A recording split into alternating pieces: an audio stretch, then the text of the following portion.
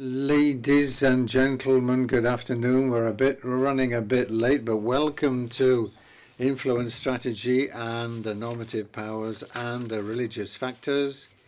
My name is Alexandre Jublin, and I'm going to be running this roundtable with Marie-Do Besancenot, who's Assistant Secretary General for Public Diplomacy at NATO.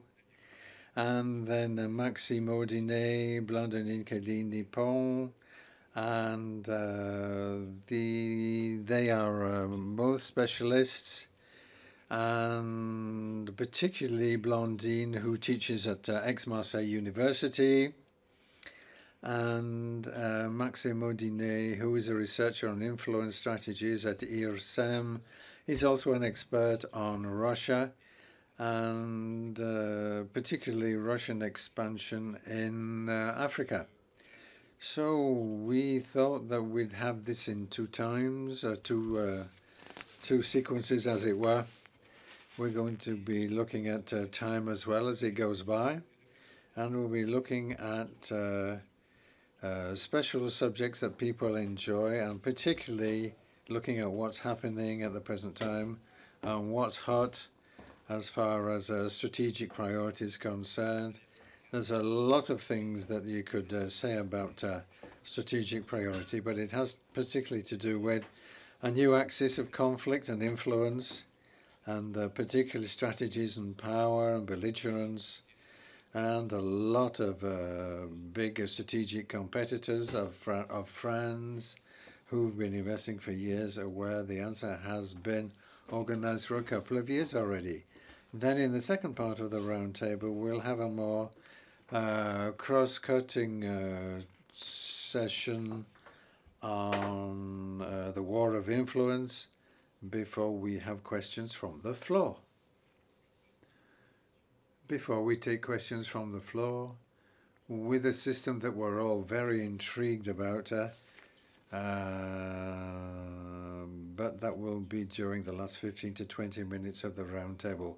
I'm going to hand over to Marie-Do Besancenot, and she will tell us why all of this has become an emerging issue for people like NATO, and particularly the non-military end of NATO historically, of course, and particularly since they have a lot to do with information and information warfare.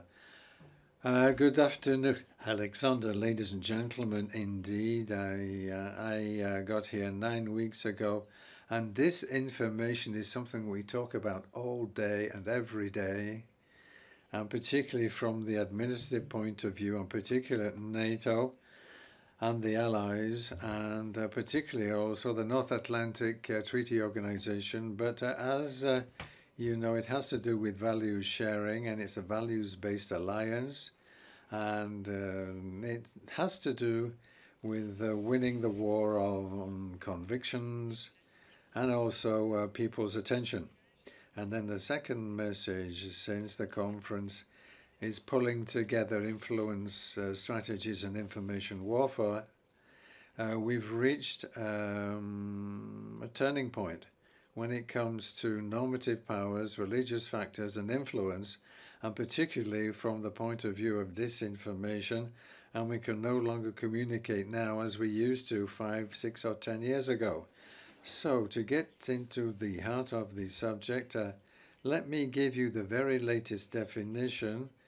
That is what the Allies have all signed at the last NATO conference at Vilnius this summer, having to do with the disinformation, and says that we are increasingly confronted with hybrid threat from powers, state powers and non-state powers, and our all critical structures, and also new techniques and methods and tools for achieving one's goals. That is the definition that has been agreed to by the 21 allies that were at the Vilnius conference. So there are 4 things we need to mention before I read the institutional paragraph. And the first is the fact that we need to be united, and also that NATO needs to be involved in dissuasion, and as far as hybrid situations are concerned, it has to do with dealing with or being commensurate with the Article 5 of the Washington Declaration, and not to mention the work that the people have been involved in at the European Union. And then for the allies individually, we need to activate the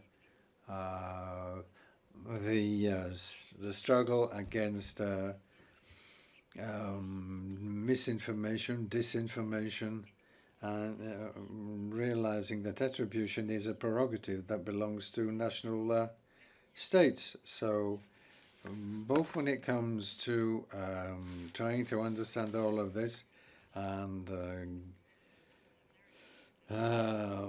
pulling all of this together, which is what NATO is supposed to be doing, particularly ever since the Cold War, and also new values. And in one sense, this is what our allies have been telling us from the East. That thing hasn't really much changed in Russia ever since the Soviet era. So we still have state actors that are involved, and according to what we've seen, there's a number of proxies that people now need to deal with, and that is something that we're keeping a very close tab on. And at NATO, we've seen that ever since the war in Ukraine, every Thursday night, we get the same message from the biolabs, and that was what the Nazis in NATO were supposed to be involved in, they said.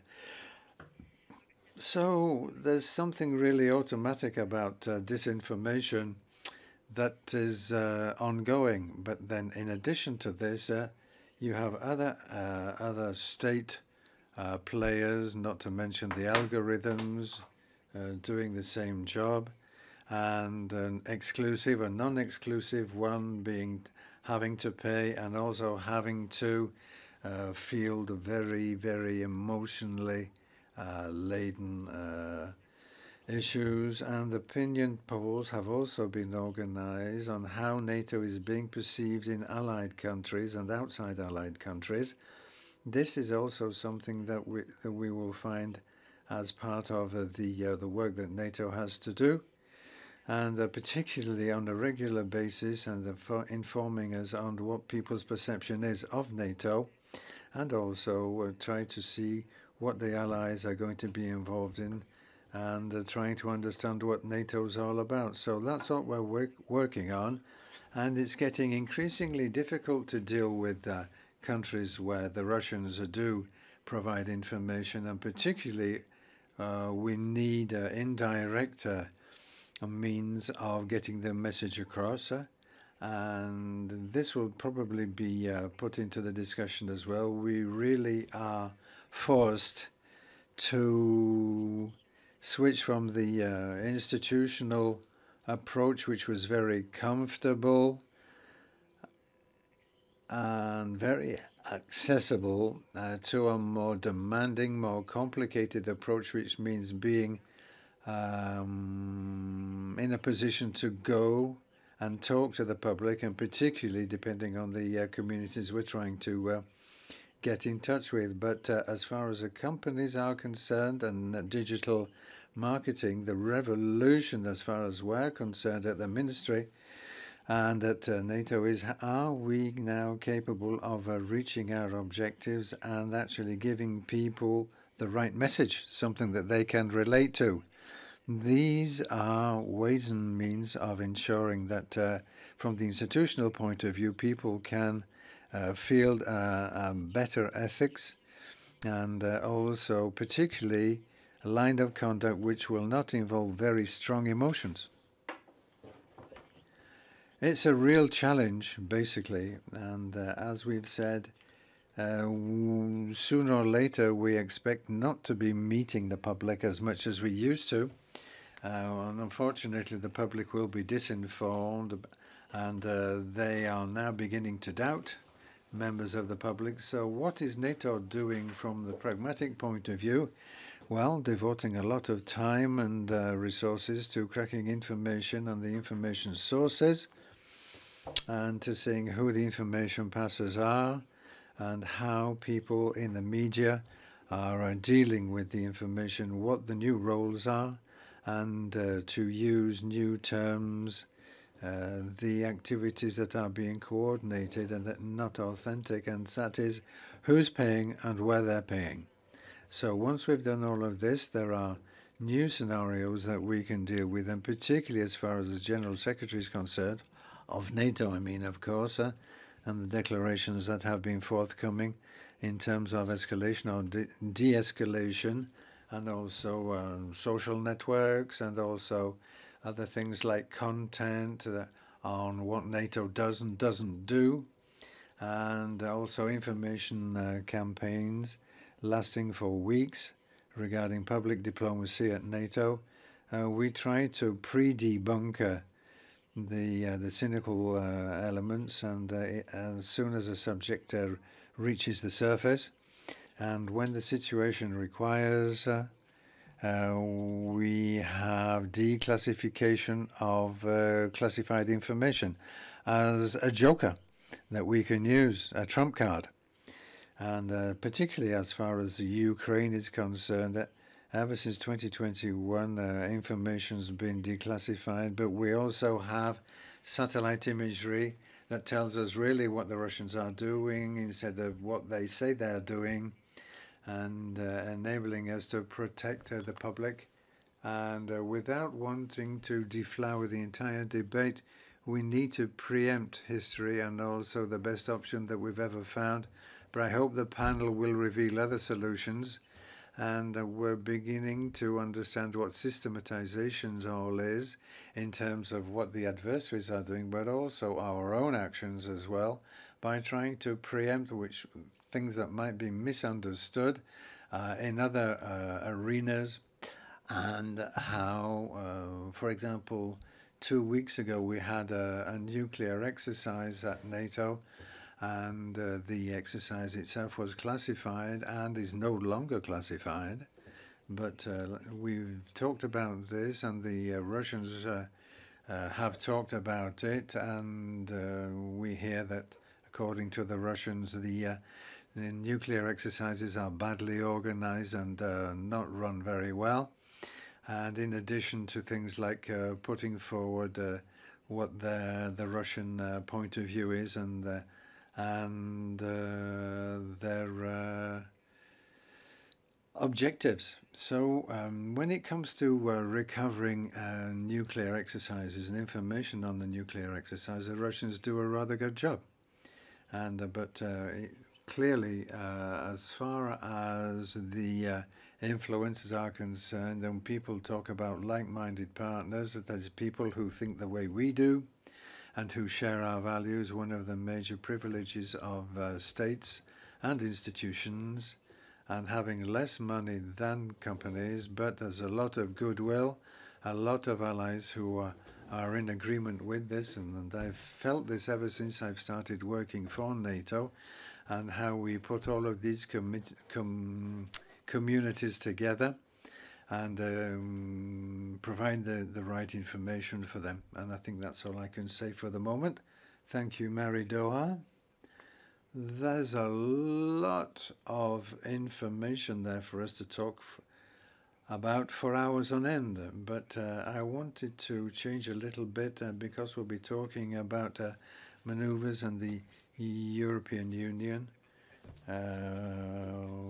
But one of the threats being, as far as NATO's concerned, Russia, the main threat, not the only threat, of course. There are other threats as well, but it's a priority threat, definitely, as far as Ukraine is concerned. And Maxime Audinet, as you know, is a researcher on influence strategies at TSM, and is an expert on Russia. He has a PhD in Slavic studies and political science from the University of Paris-Nanterre, and he's working on Russian influence, particularly in Africa, since the beginning of the war in Ukraine.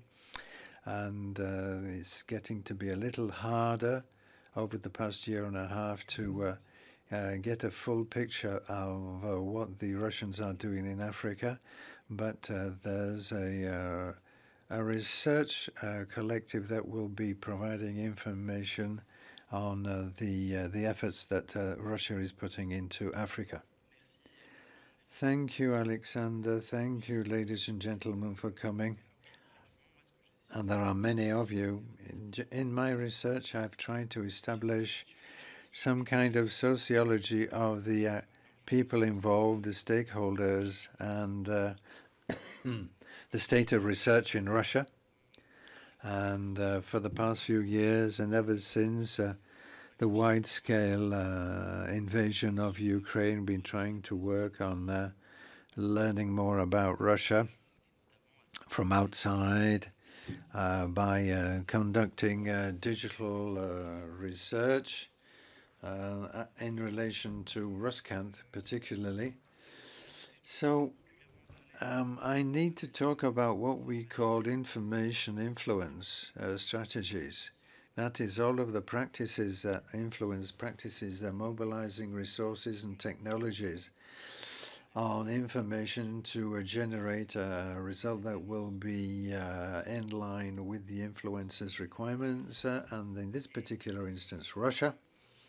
And we need to design this or devise this as a range of practices, going from being attractive or incitational, parenthetically speaking, as what some people call soft power, as far as being far more coercive, that people call hard power or sharp power.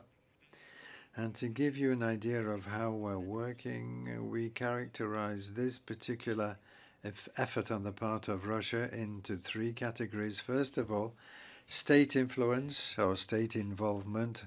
That is public media involvement, and also RTE and Sputnik, and also global alternative and counter-hegemonic information sources, in addition to providing more information on Russia's official discourse. And they can adapt their content, of course, to targeted publics. For example, depending on whether they're needing to criticize the liberal West, and then as far as a digital information is concerned, it has to do with, of course, Russian diplomacy, inter alia, which has changed a lot since the invasion in Ukraine. A lot more information coming out of Russia now, particularly in the official communications. And then another item that's hard to work on, and that is the information operations that are being conducted by the Ministry of Defense and also by the Russian security services, such as the FSB and the SVR, which are important players in the information arena, and particularly when it comes to what the Russians know doing best, and that is Service A. That is one of the specialities of the FSB. And you've probably heard about the David Star, or Stars of David pockets that people have been talking about a lot in places like Paris, and particularly with the RRN Doppelganger effort, which reminds us of an operation that was conducted by the KGB in 1959 and 1960. At one point in time, we were talking about the swastika epidemic and also a wave of anti-Semitic information, particularly in Europe, for the KGB to actually daub anti-Semitic information on the walls of Western Germany. And in addition to talking about Nazi Germany and rearming Nazi Germany, then you have another kind of actor we've worked a lot on with my colleagues, and being the non-official, non-state or semi-state actors or groups of hackers that we call influence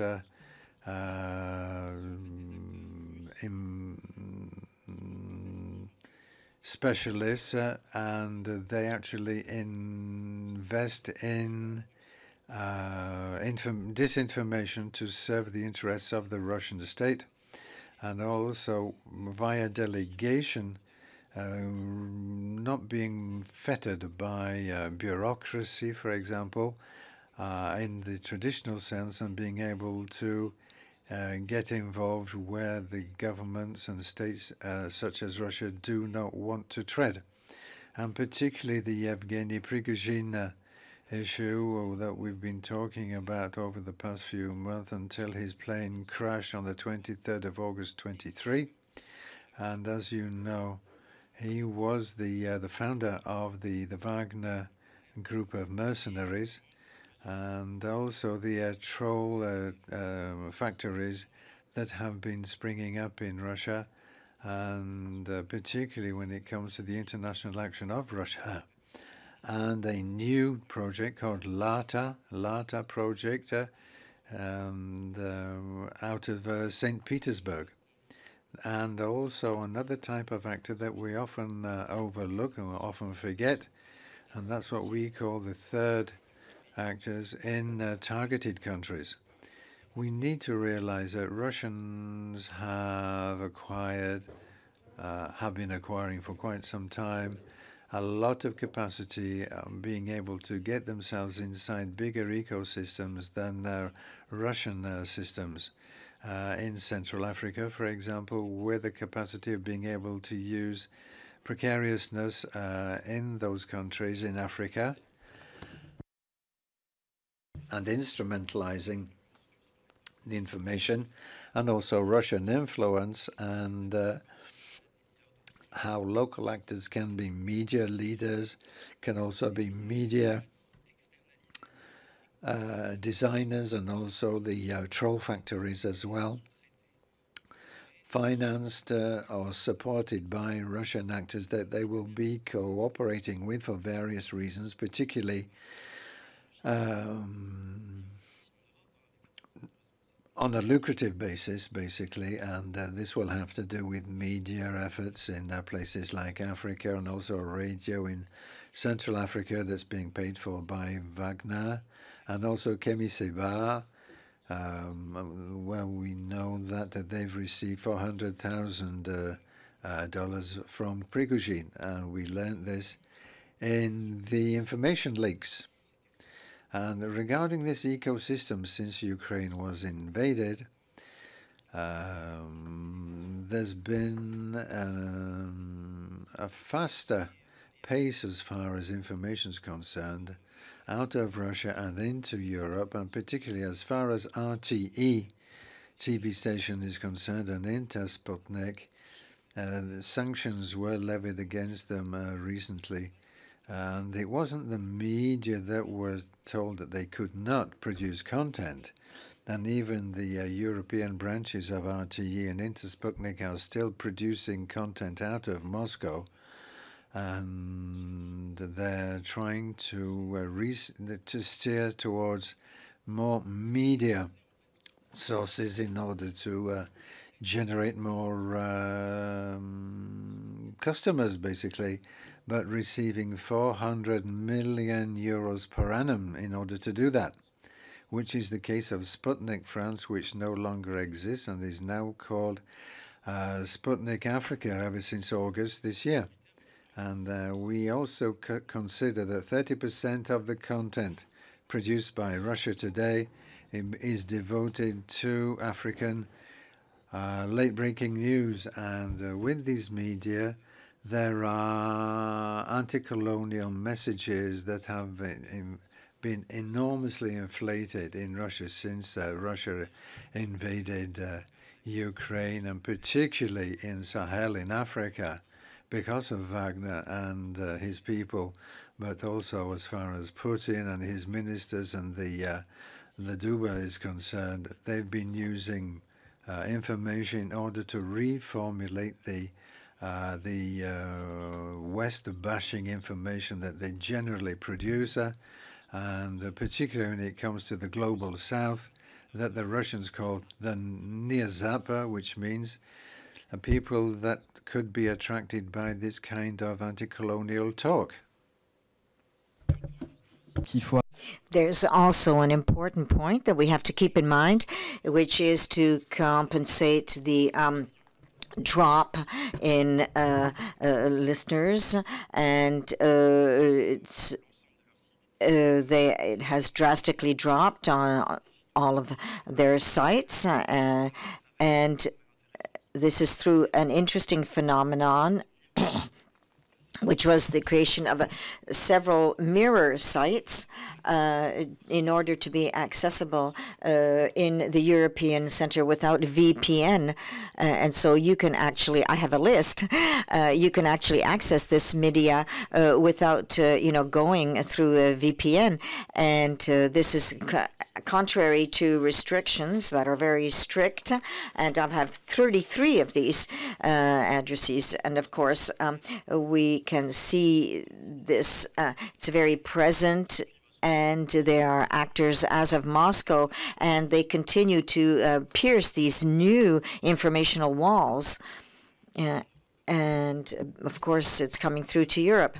And now just to speak about, and I'm going to stop about this regarding what we call the Prigozhin galaxy, and of course what this mechanism has become as of the death of Prigozhin. And I would talk about a type of continuity in the fragmentation. There are two phenomena. One is the attempt to, which is not always fruitful, by Russian authorities to cut up the heritage of Prigozhin in terms of informational aspects. And of course, how to integrate them more and more into the Ministry of Defense. And of course, Prigozhin was also a businessman and at the head of many firms in Russia. And this capturing of this holding of Prigozhin, which is called Compatriot. And there's Yuri Kovalchuk, who works on this, and especially in sub-Saharan Africa, there is a continuity and preservation of these units. There are trolls and falcons, where we know that they are in the Alta project. And so, they stopped publishing some content after his death, but now it's picked up, and they're legitimate Russian presence in Mali, for example, or the powers that are in place that are with Russian support, or French presence, or other international entities, for example, the United Nations. And we can suppose, actually, that the Russian authorities,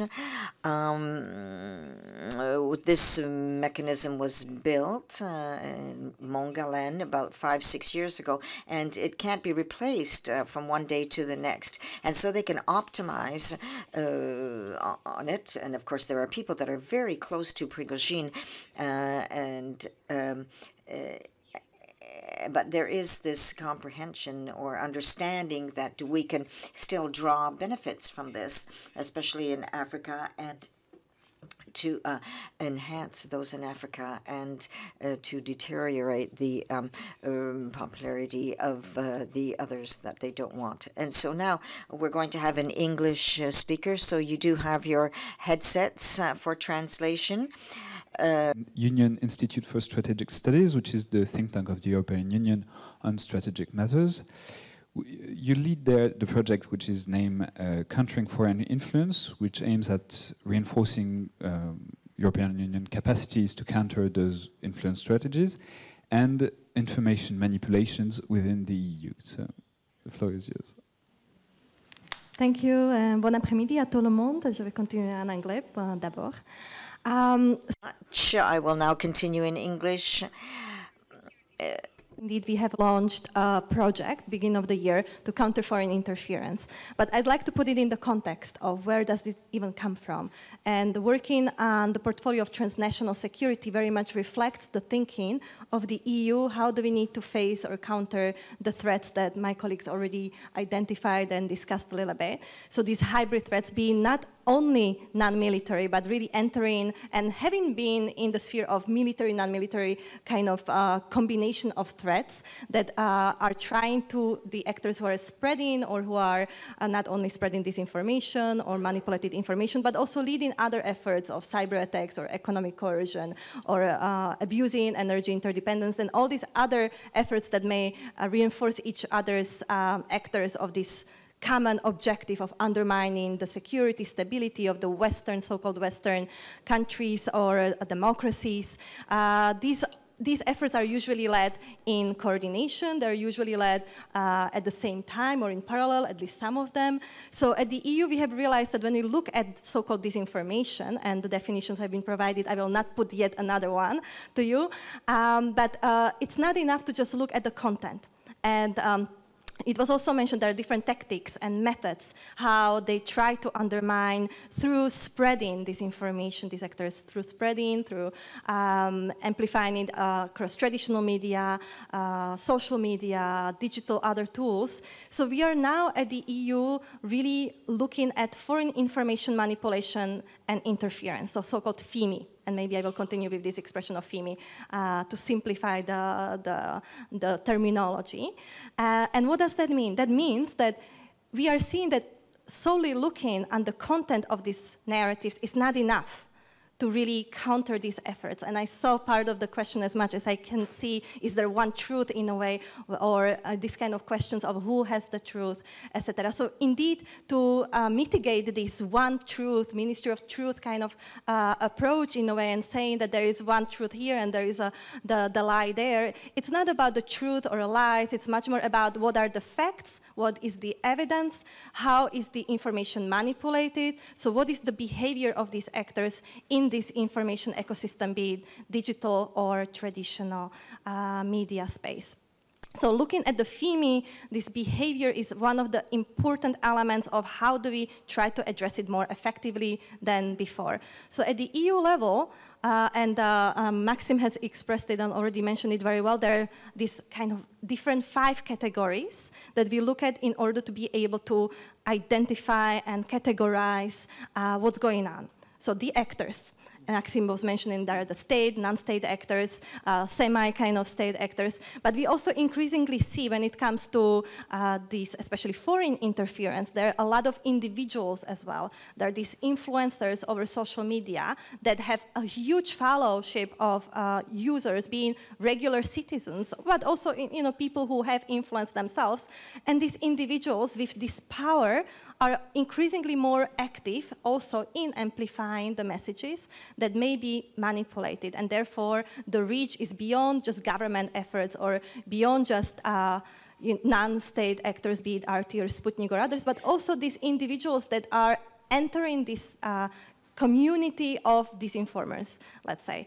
Then when it comes to the behavior, what matters is, okay, not only what we do, but what do we see the others are doing, and how do we not only respond, but how do we proactively try to be able next time to anticipate and perhaps plan and prepare for this kind of activities that are led by malign actors. What does that mean? On the side of the malign actors, we see that there are usually at least 5 ways to try to undermine democracy, stability, security. So how do they do it? They try to dismiss different existing efforts in countries. They try to distort what's happening, the narratives, what is true, what is false, what is credible, what is not.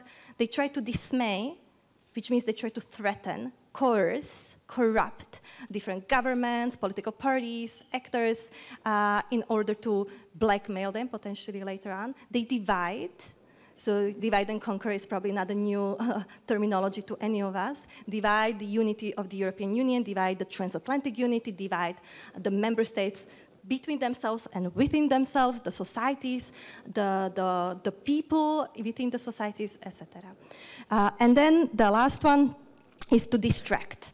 And this last category we have seen very much also during already COVID pandemic, not only by Russia, but also by China, where there is this effort to shift the blame, focus on other topics. So we forget that there are millions of people dying, they're being killed, or there has been this genocide going on, etc., etc. So these are the efforts that the EU has identified as from the malign actors. So then what is EU doing to either respond or think of these anticipative, preemptive measures to either mitigate it or address it and try to repair or change this dynamic. So at the EU level, there are quite a few ongoing initiatives.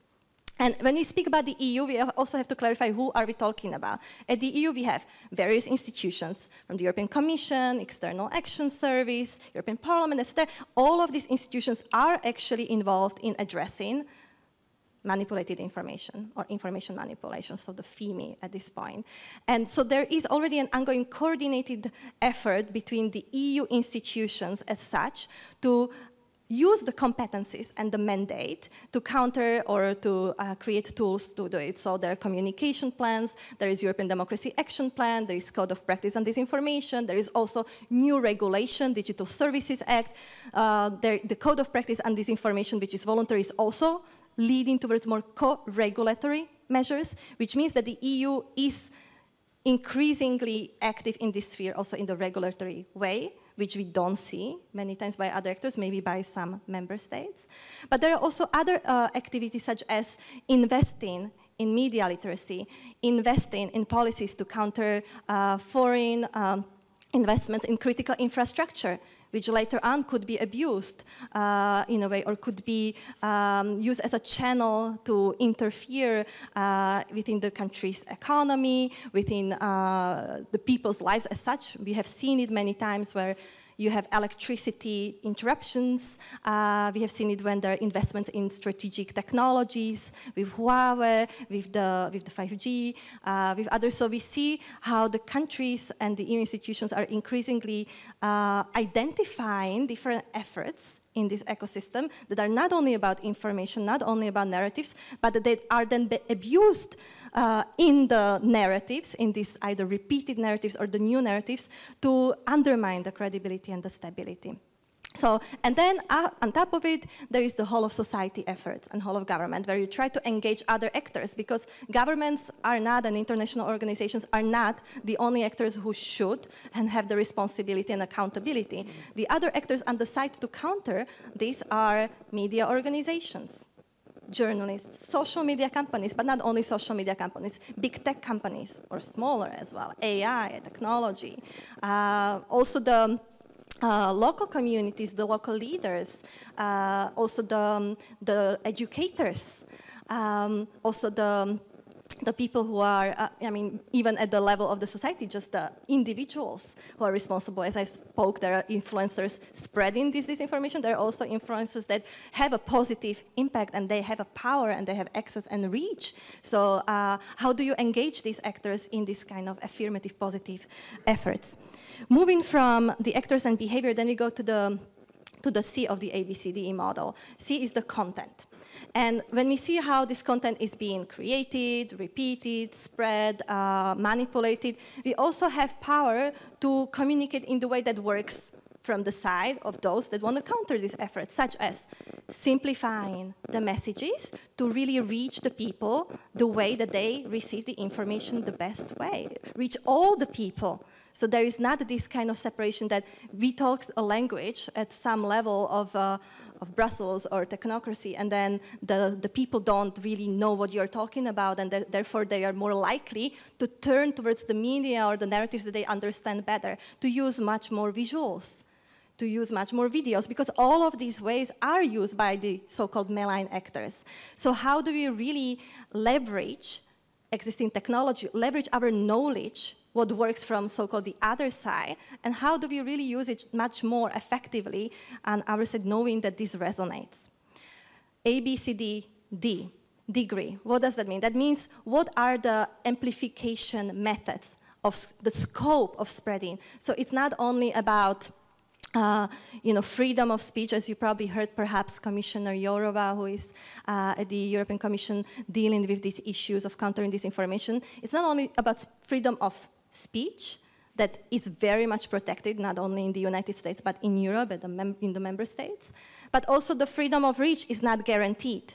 That means here we are looking at the responsibility and accountability of the companies that allow this spread, that enable the spreading, and how do you make them more accountable? At the EU, that's where the code of practice on disinformation comes in, which is the code which is voluntarily signed by the biggest social media, now also I think more than 30 advertisers and other companies, to be more transparent about what's happening on these platforms, and therefore more accountable because the regulation can better address. So looking at these mechanisms as part of the bigger ecosystem where it's a lot of actors have different roles, but governments have the power to engage them in more accountability. And then I come to the last one, the effect. So what is the impact of all of this? Does it change the behavior of voters in the elections? Can you prove it, that these are the narratives, these activities did that or not? Well, sometimes if you say that you saw hundreds, thousands of accounts that were spreading and reaching millions of people, you cannot say that there was no effect whatsoever, most likely. Can you say that this effect led to the different political party being elected? I think that really requires a lot of research, not only within that election, but regular systematic efforts that in time can show how this can lead to manipulative results. But one other area that is becoming much more present at the EU, but not only EU level, is this cognitive area, because the impact, the effect, how does it influence our minds, our brains, and therefore our decisions, how does it shape it, is to look at this cognitive element of our social behavior overall. And this is nothing new. Even in the past, people are, we are citizens, we are sisters, we are brothers, we are husbands, we have roles in the society, and we are influenced by our environment. And this cognitive part of this research, of this analysis is very important. So looking more into that will also help. I see we need to move on, and I am very much looking forward to more questions after. Merci beaucoup pour cette intervention qui est très riche et qui en plus je pense. Thank you very much for your presentation. It's very rich in information. And yes, I think your list is very interesting indeed. So I think it's going to be published in the minutes. So now I would like to ask Blandine Chéline-Pont, who is professor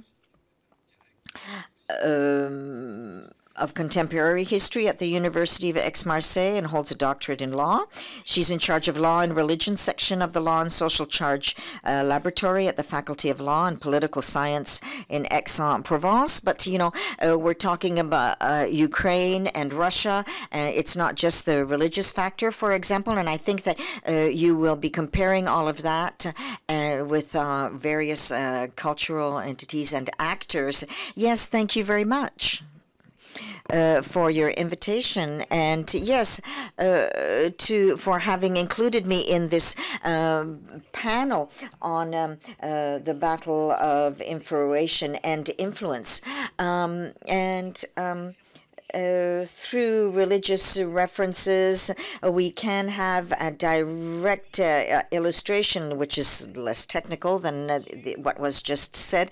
But we can look at influence and use and mobilization of religious levers, for example, by the states, and also by a whole series of actors and entrepreneurs that have used this term, and networks that are non-state actors that have formed a very impressive conglomerate today, a conglomerate that has, for example, political parties that can have militias and others.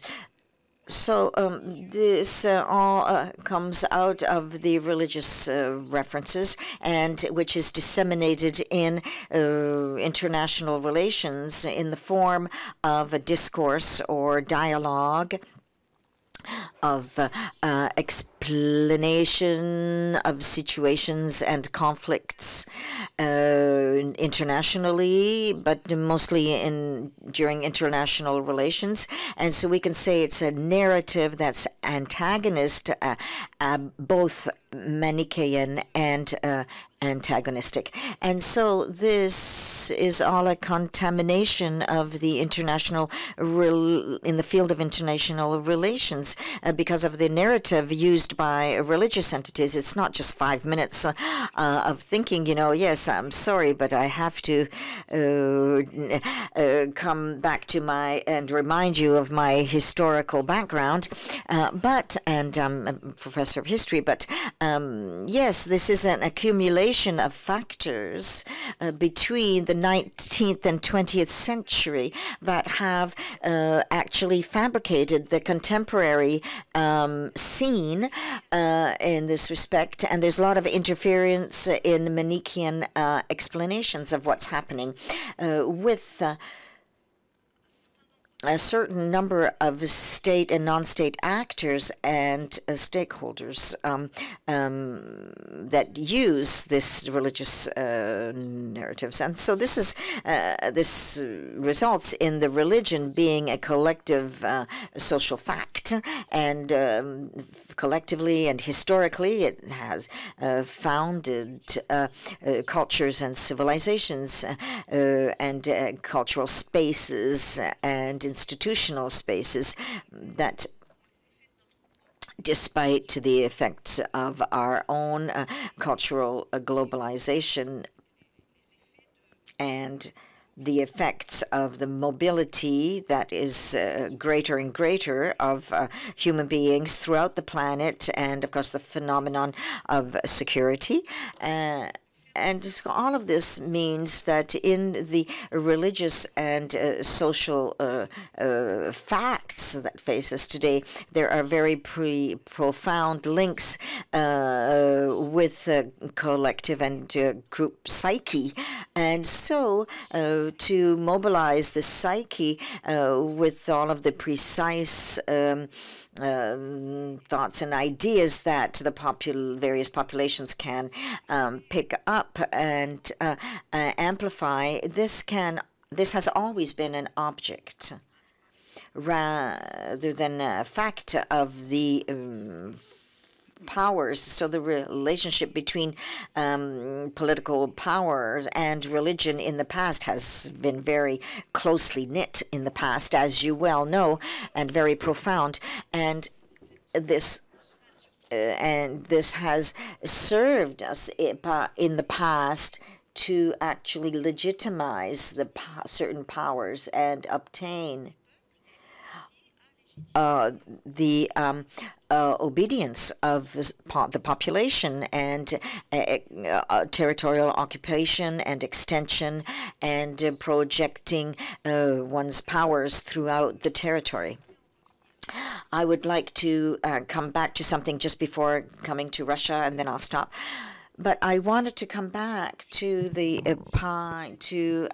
for example, a layer cake, because European imperialism has lasted a long time, and it was worldwide for 4 centuries, and this had provoked in its extension and reactions and rejections of cultural reactions, and then transformed to nationalism and independence, and in the Muslim world had been transformed into political, religious, Islamic thoughts and actions, based in India, based in other Arab countries, as grid for reading and international grid as well. And I can't go into the development of Islamic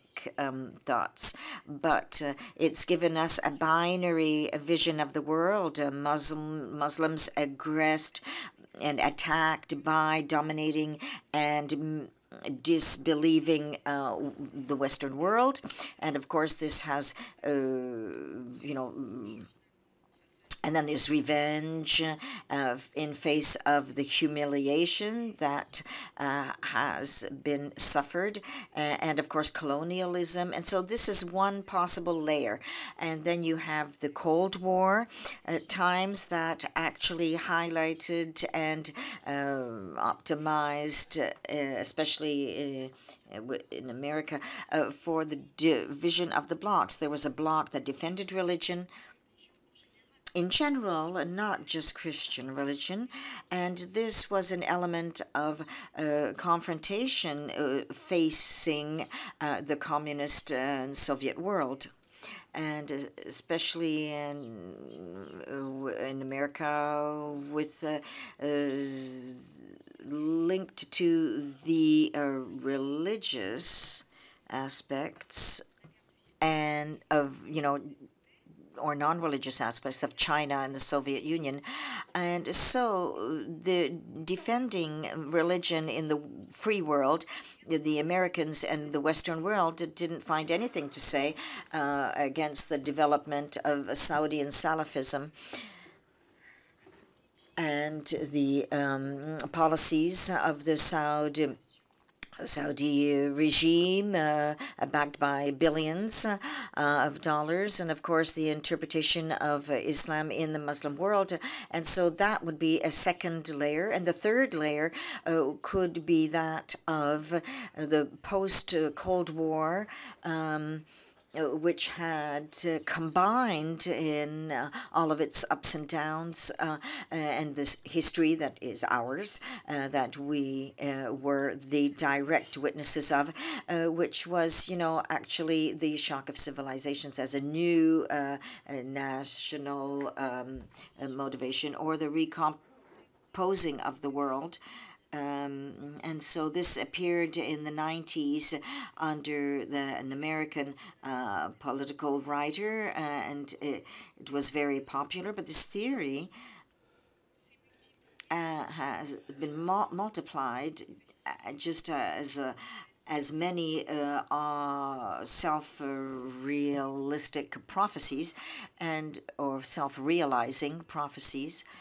And so now states and groups can adopt it for themselves. And this is a vision or a theory of the world that has experienced a lot of prosperity with the public opinion, and not only Western. So I would still have a lot to say, but I'm going to end there. And I just wanted to talk about Russia and the example of Russia, which since Mr. Putin's reign is actually using as a lever the or Russian Orthodox origins and its projections of Russia, and the use that he makes of international relations for Russia. And so Mr. Putin, I just wanted to quote an illustration of this work written by a friend of mine who works. There's Katya Rusi, The Saint Russia Against the Western World. It's very easy to read, very well written. And here we have a whole profound analysis of the Putin's power through the use of his links with the Russian Orthodox Church and the symbiosis and the Byzantine tradition. Vladimir Putin has favored and fostered the presence of and financially helped and assisted the Orthodox Church, and has helped it build through Russian powers and used it for nationalistic purposes. And also as president or as prime minister, through this Orthodox religion has freed up, the Russian religions, and there's a plural aspect of their religions, and actually there is something that is suffocating the difference in the various religious groups, the Protestants, Russian Protestants, for example, or Jehovah's Witnesses. They're all being suffocated because they're all being overpowered by this Orthodox religion, and they're called blasphemous, and it's being decried.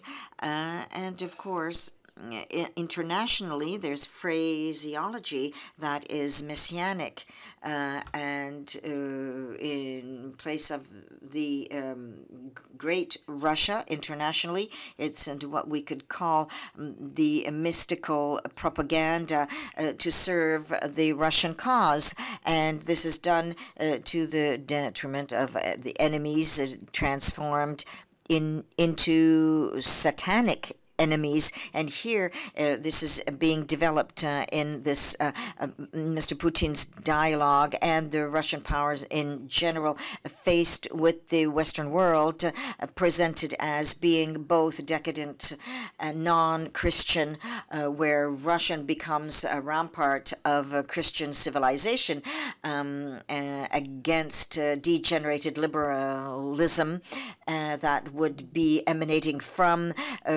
liberal Western world that's intoxicating the entire planet. And particularly the religious references to the devil as far as the West is concerned on the part of Russia regarding what's happening in Ukraine. And there again, we can see that there's something of a discursive rhetoric on the part of Moscow. And I wanted to quote for you one or two morsels with the Moscow patriarch who made a declaration in May. And in addition to the declarations, which were stupefying, to say the least, and given the fact that the Ukrainians are leaving Holy Russia, the fact is that Russian soldiers are fighting in the Ukraine, are buying and are sacrificing their lives, and all of this, as was the case during the Crusades. So we're talking about de-Satanization, as it were, as far as Russia's concerned, particularly from the ecumenical point of view, because henceforward, in addition to the fact that Russia is trying to come across as a spiritual wall, in addition to providing an alliance, as it were, on an Orthodox and a Muslim basis, for which we have plenty of examples as far as the Western world is concerned.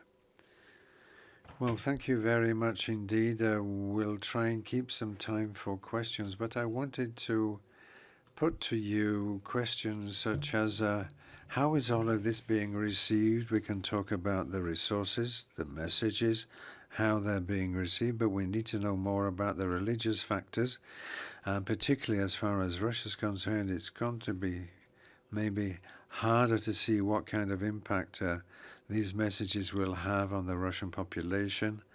But I was thinking also about the fact that you've been, all of you, talking about the historic pillar and the troll affair, and also quite apart from the threats of yesteryear, and particularly what happened with the Americans in 2016, and all of the technical issues and raw power almost, And the fact is that now they're switching to another stance regarding the new situation. So my question for you being, how can we say that as far as the threats are concerned, are the threats efficient, one and another?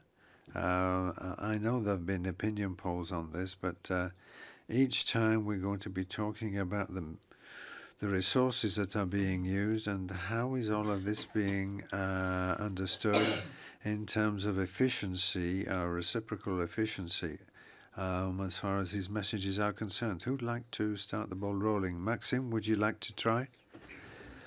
Yes, this is the million-dollar question. And it's of a great deal of concern for people in media studies in particular, for specialists, and also when it comes to the efficiency of the messages appearing in the media.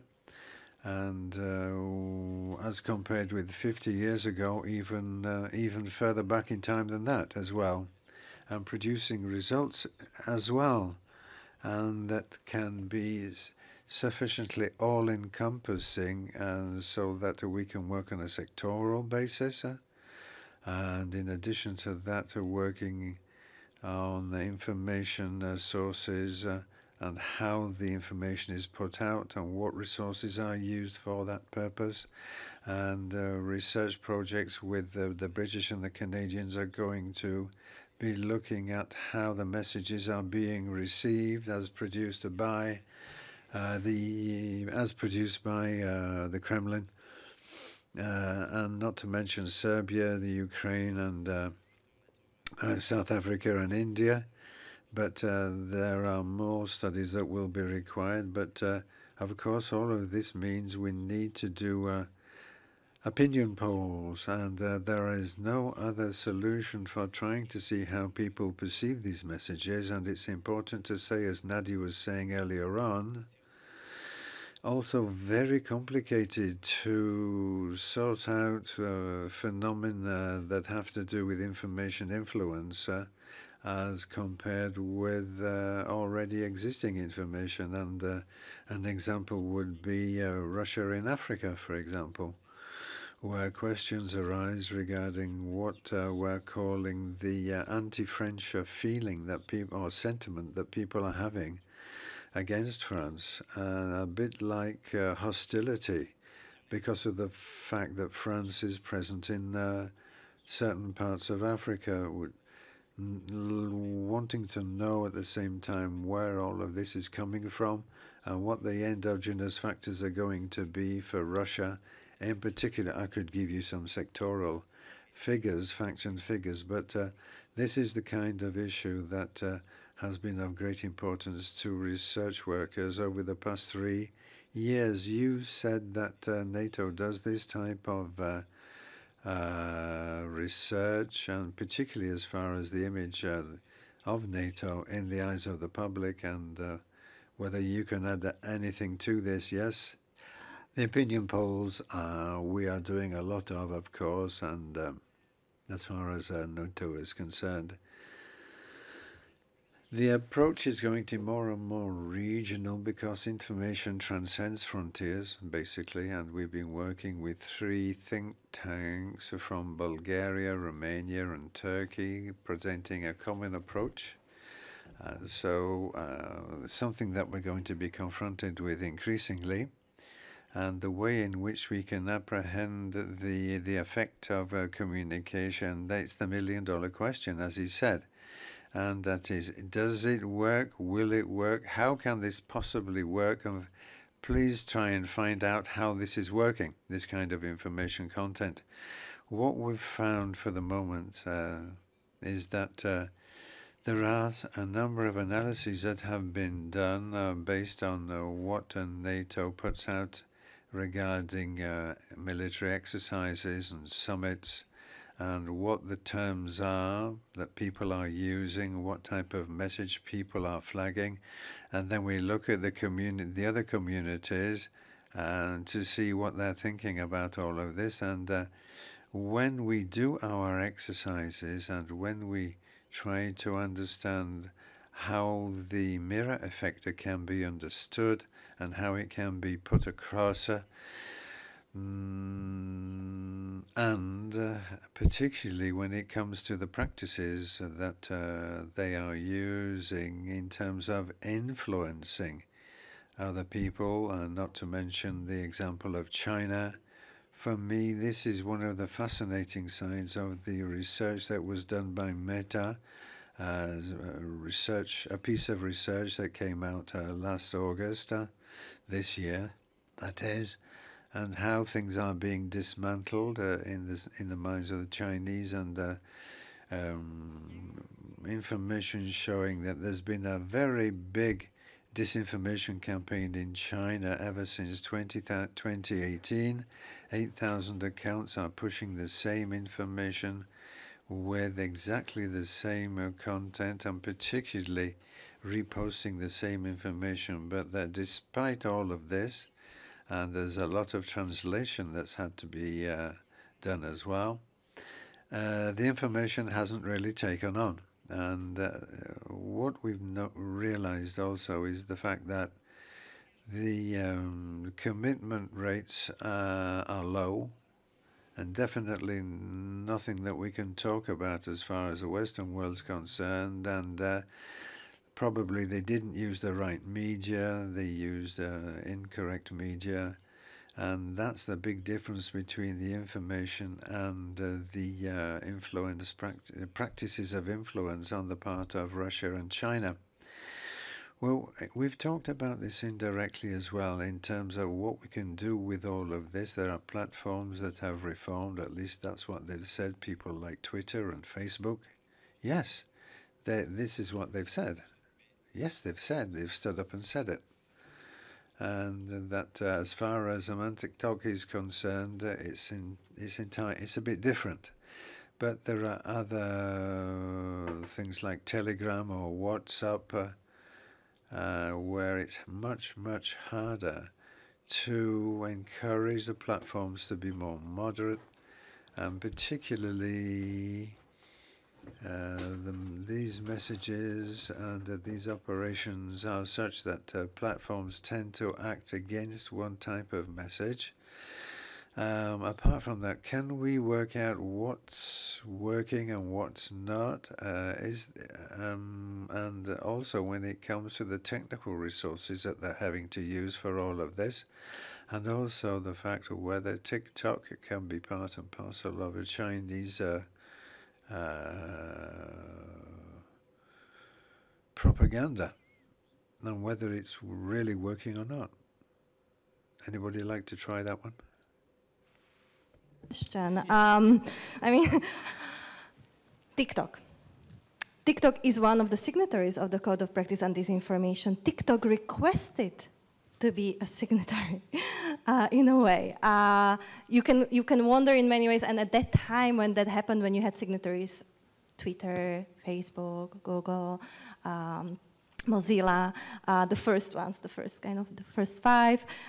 What does this mean for this effort? Because indeed, the nature of TikTok is different from, let's say, so-called Western-owned companies, different ways of working, and also the reporting or obligations or laws that these companies have towards their countries, or they don't, such as TikTok does. But is it a good thing that they are in this group now? I mean, European Commission, of course, confirmed they're the signatories of the Code of Practice, but again, it's a self-regulatory so far, so they commit to what they want to commit to. It allows them to be part of the conversation, to be at the table, to hear what are the concerns, to address what they want to address. So there are a lot of advantages for TikTok to be at the table, but also in order of the influence, how do you try to make more pressure also on this type of companies? Well, you see, it should be a two-way street, so in a way, you can make them a little bit more accountable, because then it's this peer pressure. Look, we spoke about these other companies are doing this reporting, this measuring, so do you. So, I mean, it's a process. It's not like we have a one response and this is only one problem. And as you said, there are not only these big platforms, there are also much smaller platforms, intermediate, and the narratives they circulate, many times they start actually in very different, much less visible platforms, being Telegram or WeChat or others, and then they move to the bigger ones, or vice versa. We saw when there were sanctions on RT and Sputnik, even though for, let's say, 6 weeks or so, there was much less of that in the space, but alternative platforms, alternative kind of channels were created, and again, we ended up, maybe it helped in a way, there were 6 weeks of less, but at the same time, there were alternatives created very quickly. But what can we do further? I mean, first, as I mentioned, the Code of Practice on Disinformation is aiming to be co-regulatory. So to make these kind of companies, platforms more accountable. And this comes also with the time, because these efforts, which are the kind of first efforts, they also show some results, some assessments.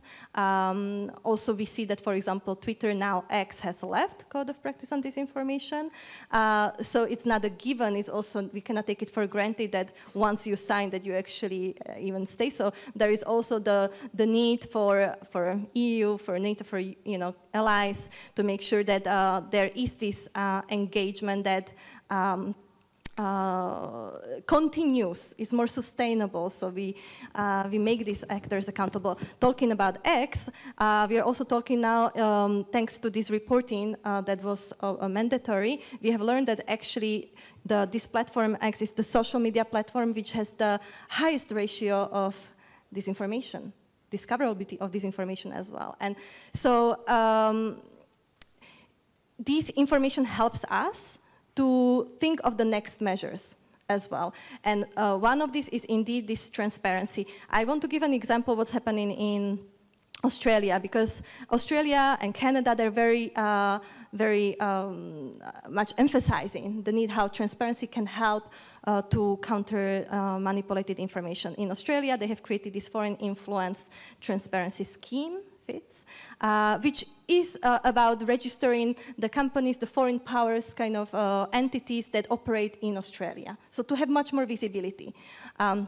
And then when you have information data visibility, this is just an example, then you think of the next steps. How do you collect this information, and then how do you then address it legally, regulatory measures, or through this kind of engagements with other actors such as industries, companies, or also the users and the civil society, right? Because ultimately there are also a lot of different groups. You mentioned WhatsApp. Well, WhatsApp belongs to Facebook. It's not like there is another one. There is a whole network, and there is the ownership and the funding, and where the money comes from. You have the private companies and governments. Also, these private public engagements, not only for social media companies, but overall for AI. AI companies are much less present in these conversations, while actually AI is what we also need to look at when we are trying to counter manipulated information in the future, because it can be in the hands of anyone. Not just the company as such, but governments, influencers, people, different groups, leaders, I mean, even religious leaders, etc. So this would be my answer for the moment, but I think the looking at the accountability, regulatory but also non-regulatory measures, and building on that in a sustainable way, so not expecting everything from once, but also connecting these efforts. Peut-être pour rebondir exactement là-dessus, et ça marche? That's exactly what I was going to say too. Regarding what Nadia's just said, before there were positive effects as far as regulations were concerned. In the transatlantic world, we needed to know a little while ago what we were going to do, and Europe also needs to know how it can actually catch the information.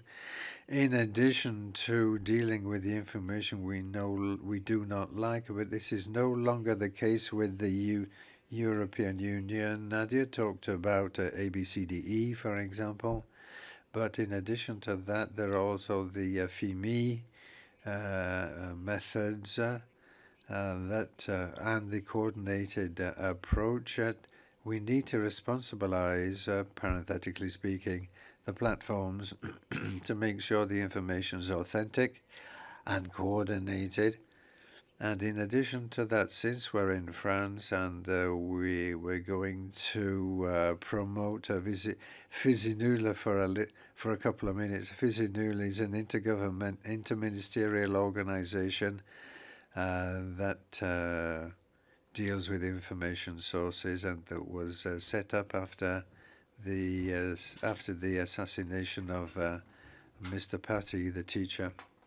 And as far as this information is concerned, the information being processed by various ministries, and the idea being to identify, label, and also understand which ministries should follow up on the information. I find it's important to talk about this because as far as France is concerned, because of two assassinations, we've had to do something about this type of problem, and that, of course, we need to protect our elections from the democratic point of view, but as far as safety and security are concerned, Europe is one thing, but Scandinavian countries are thinking of setting up an organization like the FNUL. And in addition to that, given what's happening in Europe, and they told the logic or the rationale is more or less the same. Yes, thank you. I wanted to make a comment and provide solutions as well, of course, because the actual development of digital mediation and networks has enhanced groups and their radical religious discourses. And some research has been done, particularly by the Americans, who've tried to measure the impact of the political point of view, Manichaean point of view, and also the religious content, and what the Shiite ayatollahs are doing with the information and producing this kind of information. Virtually all of the ayatollahs, the Shiites, have Twitter accounts, but not only. And in France, a study's been done, and it's called Making Islamism by Hakim Faraoui, with the help of a company that collects the information or the data. And the companies have actually put up a map with figures of what this radical world looks like in France, and the connections it has with abroad, whether it's Salafist or otherwise. And but there's a whole mass of people actually connecting to this type of account. And the Saudi masses were connecting far more, or getting more hits than the Pope in Rome. And trying to do something about this is going to involve doing something about this on the part of the religious people, the religious authorities, I should say, and also international organizations that are doing the best they can.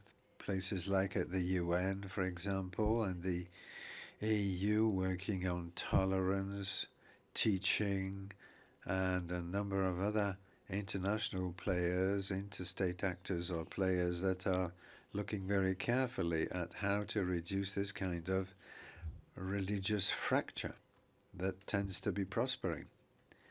Well, look, thank you very much indeed. We're running a little bit late, but people won't be amiss if, or people won't disagree if we go over time a little bit. Particularly what Nadia was saying earlier on relativism, and in relation to NATO, and also whether we have information. It's not just the fact that it's information you like or you don't like, for example. But Maximilian's also been studying what's been happening with RTE, and there have been a big difference between various TV channels and also RTE. And is it possible to give us an objective opinion? Yes, I see. It's not the first time people are asking this kind of question. And the first argument, big argument, is that it just isn't the same thing.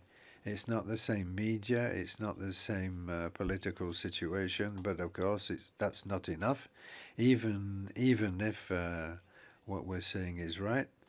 In the research I've been doing, and particularly as far as the social media are concerned, we've been looking at journalistic, parenthetically speaking, practices, and particularly in relation to RTE, and I've also looked at what France 24, the name of another French channel, has been doing. We've been conducting discussions and whether the justifications are the same or not, and they do not appear to be the same at all. These are aspects I've worked on a fair bit, and in addition to how media react to official discourse. And that's why we use text analysis to extract immediate data.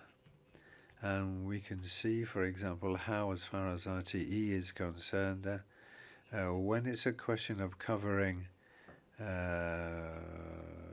levels of dependency or otherwise, and whether on papers the media are being funded by the Russian government or by the French government, and whether there's a distinction to be made between the two.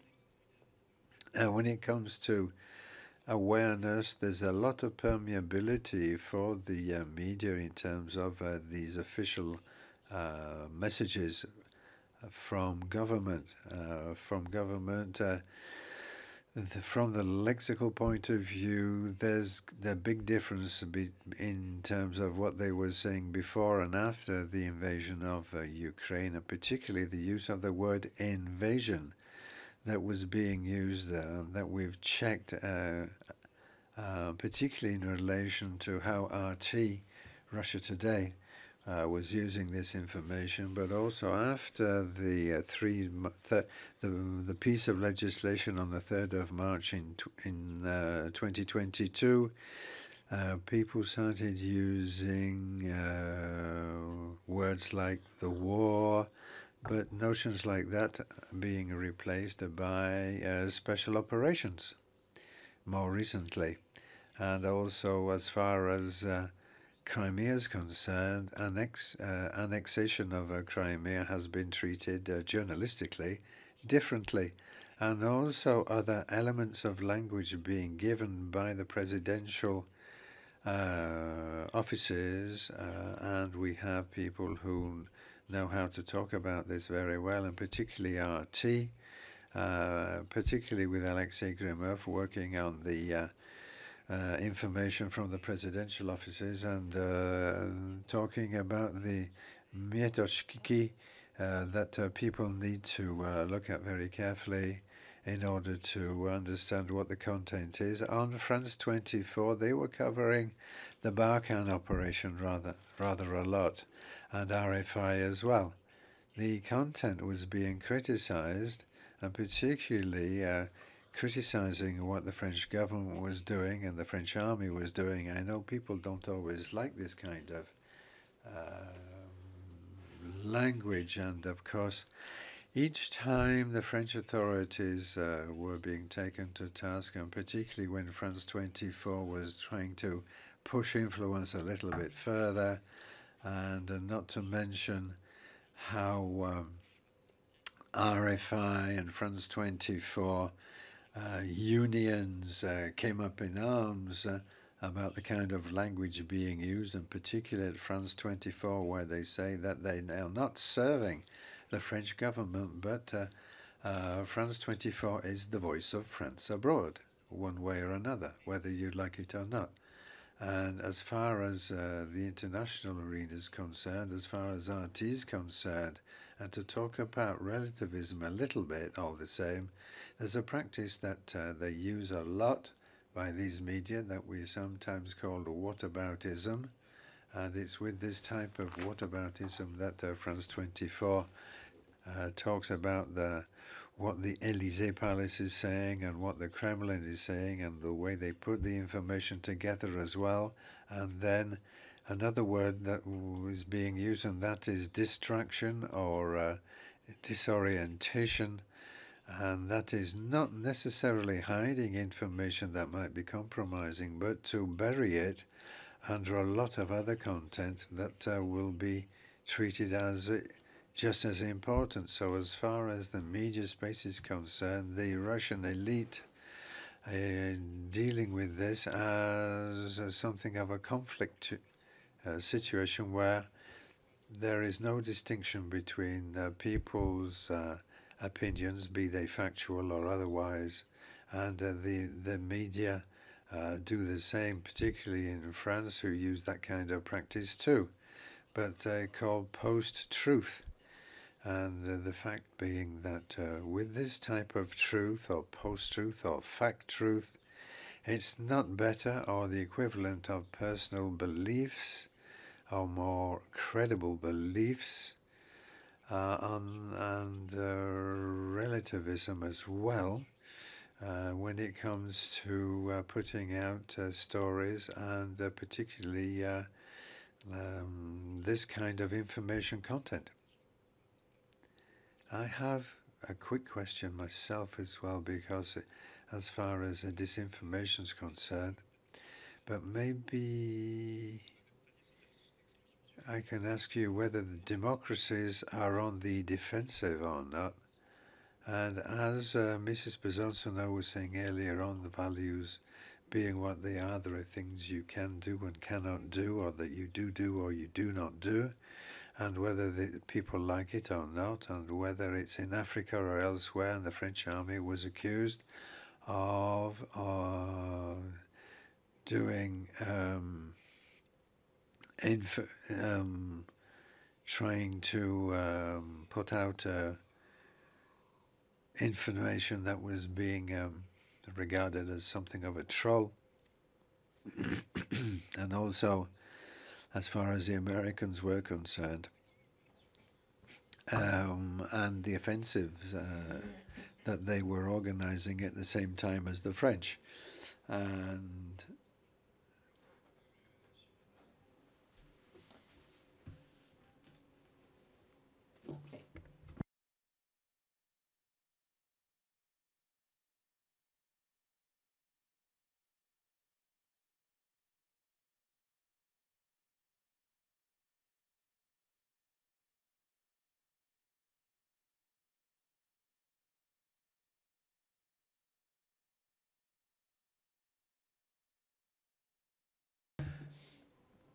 there's apparently there's some kind of an information bulletin being put out by the conference center, and that's covering the voices of the speakers. So the speakers are no longer speaking. Well, anyway, this might be. Oh no, there they go again. They're at it again. Oh no, they're not. They've stopped. Oh yes, they are.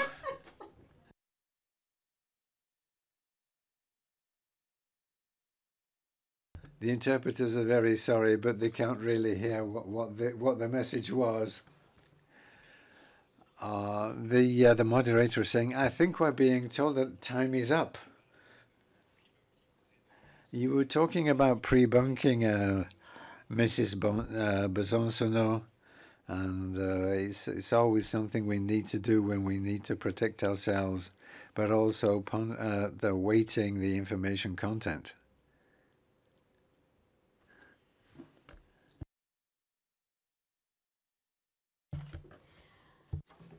Yes, I think that we mustn't be naive about this. We've invested a lot on the understanding the tools and naming the attacks, the tools for the attacks, and of course, what are we doing with these tools?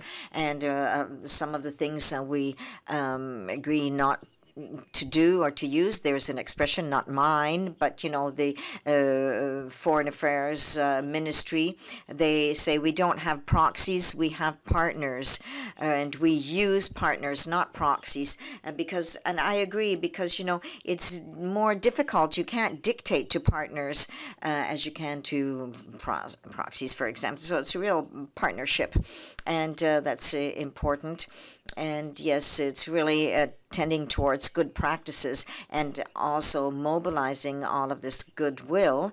And your excellent example, for your podcasts, and of course these, you know, it's a good thing for the young people. You know, you go out to thousands of people, and I think that's really very of young people, and I think that's really important to do partnering with them. And I also the entire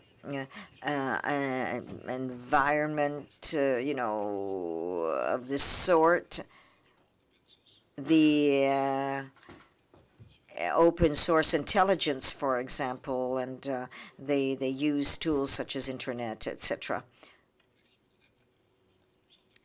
And Maxime Audinet, you can have the last word. Well, yes, just to say that this offensive aspect in France on October 21, France published a paper on information and the offensive nature of treating information. And of course, yes, democracies, and you can feel that when you speak, they are now reactive and defensive and proactive. And so as if we forgot somewhat. And of course, we were very good at, you know, being in this whole sphere of diplomacy. We were quite good. But of course, France is using an offensive approach. And yes, you can be offensive in an informational space and also adopt methods and using information as the actors do that we're talking about. And of course, they are ridding themselves of inhibitions in terms of information. So that's why when you lie in a democracy, yes, that happens, but to lie systematically and without any inhibitions, that cannot work. And that can be just disastrous and totally counterproductive. So yes, you can do and say things without lying, even saying a certain form of the truth and proposing narratives that are selective.